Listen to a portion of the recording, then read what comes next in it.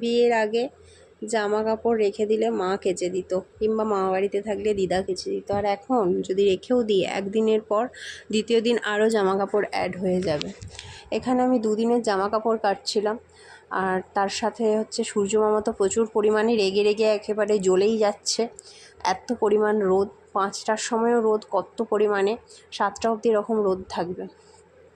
তারপর আমি সব জামা কাপড় মিলে ক্লিপ দিয়ে দিচ্ছিলাম। এদিকে তো গরমে বেহাল অবস্থা, কিন্তু কি করব, মেয়েদের তো এটাই জীবন, করে যেতে হবে। কিন্তু একটা কি, সূর্য মামা না উঠলে, মানে রোদ না হলে না জামা কাপড় শুকিয়ে ঠিক মজা পাওয়া যায় না। তাই এখানে সব জামা কাপড়, সব কিছু, অনেক কিছু জামা কাপড় ছিল, সব মিলে দিয়ে আমি নিচে চলে গেছিলাম। এদিকে সূর্য মামা তো একেবারে জ্বলে যাচ্ছে, আর আমার হাল তো একবারে বেহাল অবস্থা হয়ে গেছে।